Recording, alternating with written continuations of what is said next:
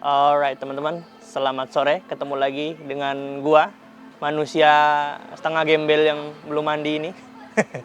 Oke, jadi sore ini kita mau bikin video perbandingan lagi yang kayaknya udah nggak tahu ya berapa video perbandingan yang udah kita bikin. Kayaknya sering banget nggak sih? Oke, jadi video kali ini kita akan ngebandingin dua buah drone yang ya sekarang lagi ramai banget dibahas sama orang, yaitu adalah DJI Neo 2 versus DJI Mini 5 Pro. Alright, jadi video kali ini ya kurang lebih sama kayak video-video kita sebelumnya. Jadi kita bakal ngetes kedua buah barang ini dari beberapa hal, nggak cuma dari kamera aja tapi juga dari kestabilan dan juga kebisingan ya, karena ini jadi faktor penentu yang lumayan jadi pertimbangan banyak orang sih.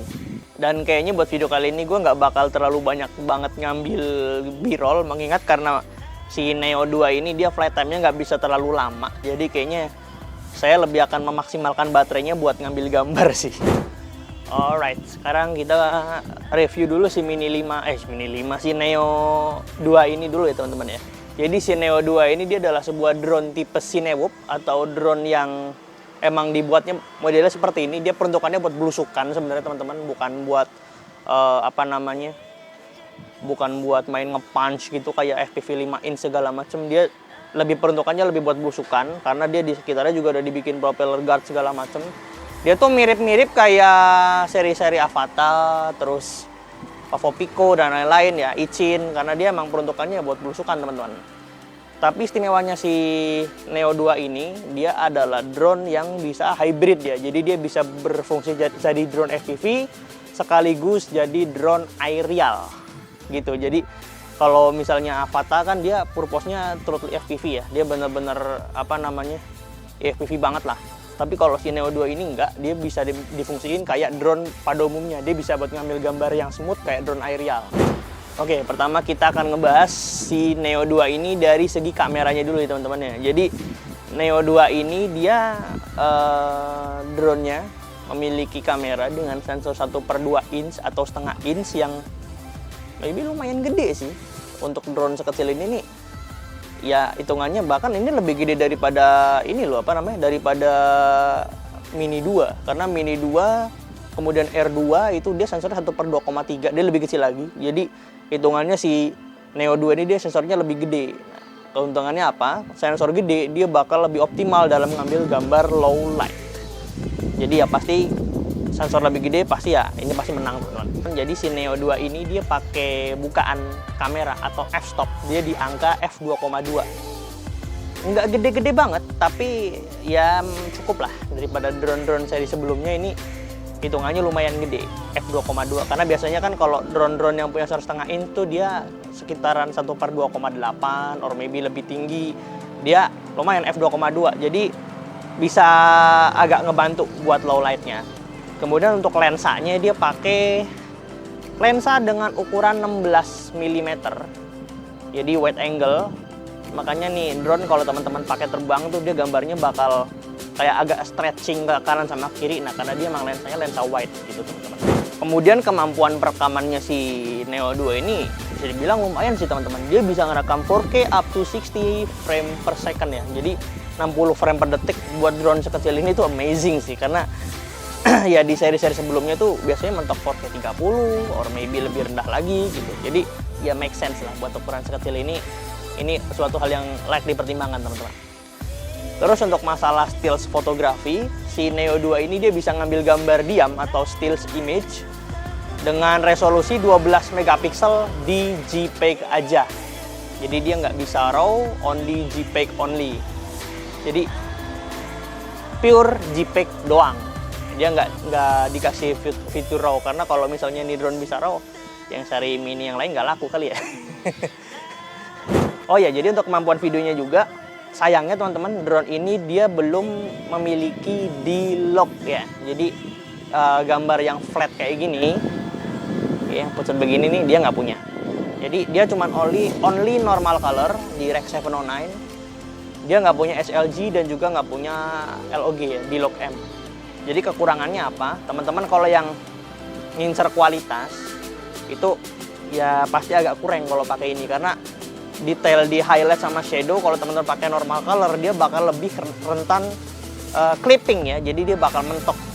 Yang warna yang putih jadi putih banget, warna yang gelap jadi pure dark gitu. Jadi emang agak kurang enak buat teman-teman yang suka main grading. Tapi kalau misalnya teman-teman buat pakai bikin konten, ini udah lebih dari cukup sih.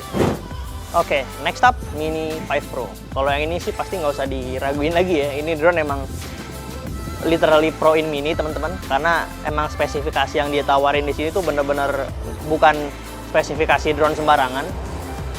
Dengan ukuran sekecil ini dia sudah ngebawa sensor 1 inci yang notabene ini dulu cuma ada di drone-drone seri-seri mid ke atas, termasuk seri-seri flagship. Tapi di Mini 5 Pro ini dia udah ngebawain itu. Jadi pasti low light-nya dia bener-bener clean, bersih, dan minim noise karena dia sensornya gede banget. Dan ini jadi seri mini pertama yang dia pakai sensor 1 inci ya teman-teman. Kemudian untuk bukaannya dia pakai f1.8 yang which is itu gede banget. Udah sensornya gede, bukannya gede, gimana nggak ciamik coba low light-nya. Dan lensanya ya dia pakai lensa 24 mm teman-teman. Jadi kalau buat main ngezoom pasti masih kurang karena dia jatuhnya masih wide angle. Cuman ya oke lah, nggak terlalu wide banget, nggak kayak si Neo yang dia 16 mili, ini 24 mili. Jadi jatuhnya wide angle tapi lebih ke lebih ke normal sih. Dia jatuhnya 24 tapi kelihatannya kayak 35 mili. Kemudian untuk perekaman, drone ini dia gokilnya dia bisa ngerekam 4K up to 120 frame per second 10 bit di log M. Dan dia bisa HDR di HLG. Gokil nggak tuh? Jadi dia di mode HLG, HLG, dia HDR-nya dia akan langsung nyala. Dan dia bisa ngerekam flat profile kayak gini. Jadi gambarnya pucat, yang memungkinkan teman-teman buat bisa grading gambar dari drone ini tanpa perlu khawatir detail di highlight sama shadow-nya hilang. Kemudian teman-teman, drone ini dia bisa ngambil still image atau gambar diam atau foto up to 50 megapiksel yang dia bisa ngambil gambar raw, yang dimana Neo itu nggak bisa teman-teman. Jadi pasti buat kemampuan fotografinya dia lebih unggul, lebih optimal. Kemudian hal lain seputar kamera yang dimana si Mini 5 Pro ini bisa lakuin dan si Neo itu nggak bisa, dia bisa ngerekam true vertical shooting, alias si kameranya ini teman-teman, dia bisa tegak vertikal seperti ini. Jadi teman-teman bisa dapetin gambar portrait real 4K no crop atau native portrait ya. Jadi kameranya bisa muter. Nah, sedangkan kalau misalnya di Neo, teman-teman pasti nggak bisa lakuin itu karena gambar yang teman-teman ambil itu dia sebenarnya aspek rasionya 4:3 yang di crop ke portrait. Jadi pasti dia ada losing quality sedikit meskipun emang nggak banyak banget. Kemudian teman-teman, yang istimewa lagi, si Mini 5 Pro ini dia punya fitur 225 derajat gimbal rotating. Jadi si gimbalnya ini dia bisa rotate, dia bisa muter ala-ala drone flagship. Jadi kalau misalnya teman-teman mau dapat feel-nya nerbangin Mavic 4 Pro tapi dengan budget yang cuma 15 juta, ini jawabannya. Alright, sekarang kita bahas dari segi transmisi data ya teman-teman. Kedua buat drone ini dia sudah pakai transmisi yang sama, yaitu adalah DJI O4. Yang dimana itu adalah teknologi transmisi datanya DJI yang paling baru ya teman-teman ya. Yang membedakan teman-teman kalau misalnya si Neo 2 ini dia masih menggunakan DJI O4 yang sama kayak R3, kemudian Mini 4 Pro, dan juga R3X pastinya. Meanwhile, Mini 5 Pro dia sudah menggunakan O4 Plus teman-teman. Dan dimana dia udah di-enhance lebih di kemampuan transmitting datanya, yang dimana bikin gambar transmitan data dia itu jauh lebih stabil. Nah, O4 Plus ini dia digunakan selain di drone ini dia juga digunakan di Mavic 4 Pro teman-teman.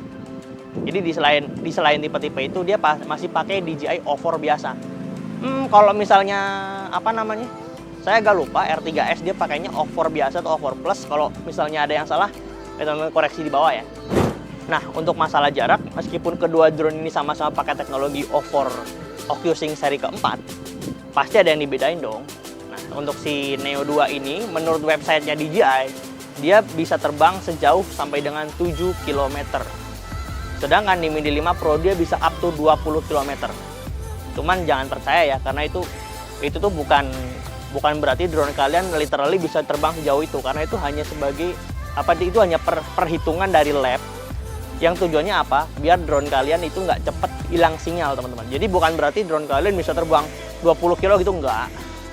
Karena drone itu sebenarnya jarak terbang 2-3 kilo aja udah jauh pakai banget, karena ya buat apa sih terbang jauh-jauh gitu loh. Oke teman-teman, sekarang kita akan coba ngebahas seputar obstacle avoidance dan juga sensor-sensor yang dimiliki sama kedua buah drone ini, teman-teman. Jadi Neo 2 dan juga Mini 5 Pro dia memiliki sensor yang kurang lebih sama, sensor obstacle ya maksudnya. Dia memiliki sensor LiDAR, kedua buah drone ini dia memiliki sensor LiDAR forward facing LiDAR di depan. Nah, kalau di Neo 2 dia ada di sebelah kiri dari aircraft. Sedangkan di Mini 5 Pro, dia ada di depan, tepat di sebelah sensor vision dia.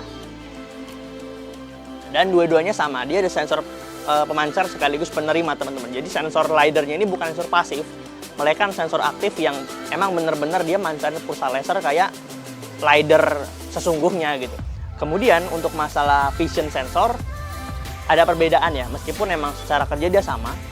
Untuk si Mini 5 Pro ini dia punya 4 sensor fisheye.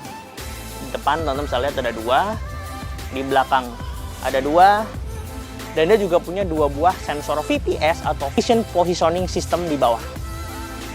Dan dia juga punya sensor infrared yang fungsinya buat ngebantu si sensor VPS-nya itu dengan tambahan 1 buah lampu auxiliary LED.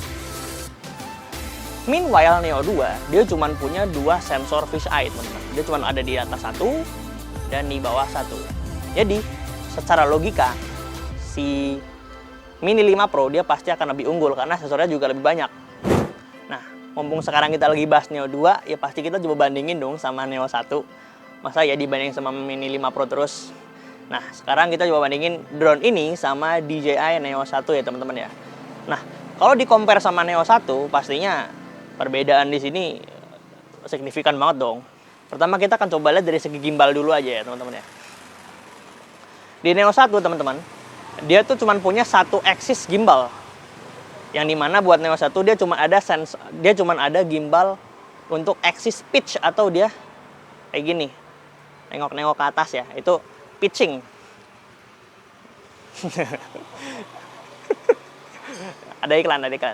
Jadi dia punya sensor pitch, dia cuma ada gimbal pitch doang, sumbu pitch aja. Dia nggak punya roll, dia nggak punya sumbu roll. Makanya kalau di Neo 1 teman-teman, kalian pasti lihat gambarnya tuh kayak sedikit nge-crop.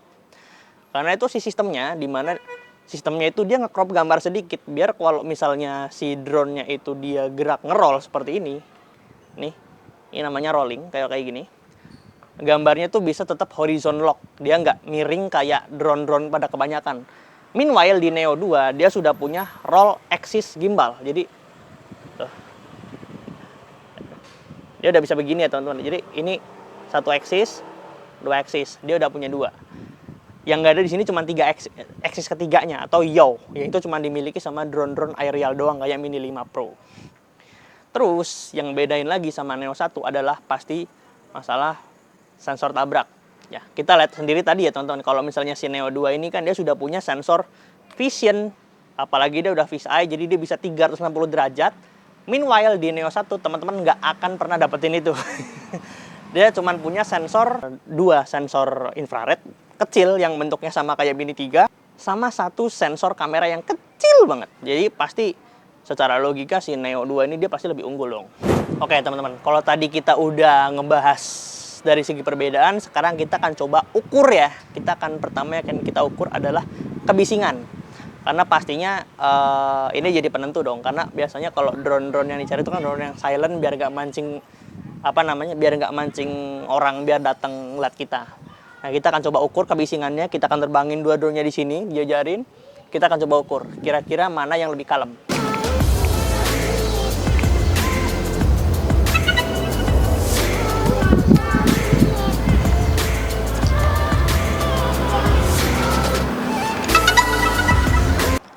Alright, jadi aplikasi yang kita gunakan sama kayak biasa, kita akan pakai Decibel X buat ngukur seberapa berisik baling-baling dari kedua buah drone ini. Oke, let's go, kita terbangin.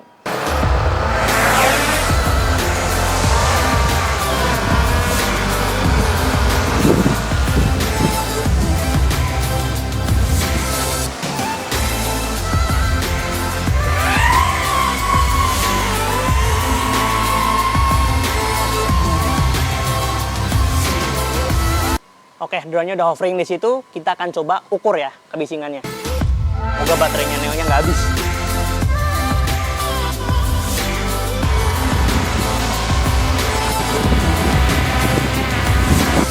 Oke, buat Mini 5 Pro dia di 147,4 desibel. Sekarang kita coba ukur yang Neo 2-nya ya teman-teman ya.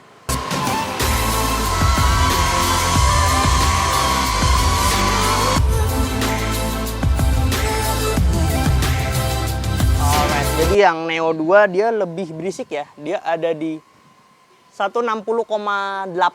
Jadi bisa disimpulkan kalau Mini pasti lebih kalem dong. Oke, kita coba landingin dulu drone-nya ya.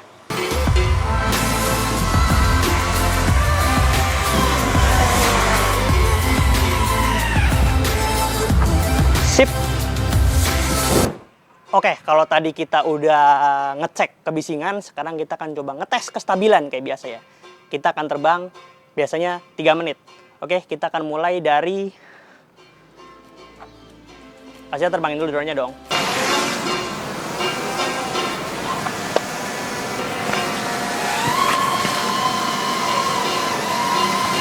Kita mulai dari 00.50. Plek.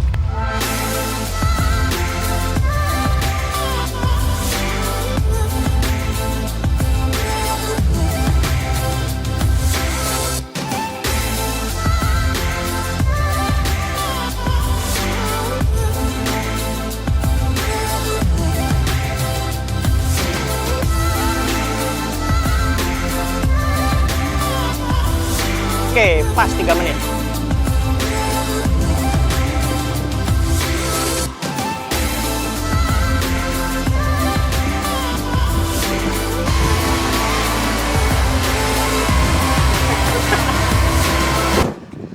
Oke teman-teman, jadi kurang lebih tadi gitu hasil uji kestabilan kita. Meskipun tadi ada banyak mobil lalu lalang, tapi alhamdulillah sih nggak ngeganggu ya.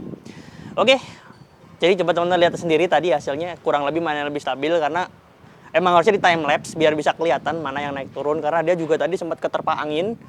Itu juga jadi penentu ya mana drone yang lebih stabil, karena si Neo 2-nya sendiri ini sudah aku lepas. Buat si Neo 2-nya sendiri udah aku lepas propeller guard yang di atas, jadi itu bisa ngebantu dia buat lebih kuat ngelawan angin teman-teman. Oke, sekarang kita akan masuk di fase pengambilan gambar. Oke, dari tadi kita udah ngetesin drone ya, kali kita nggak ngambil gambarnya pakai drone ini kan. Oke, daripada berlama-lama kita langsung aja kita take off.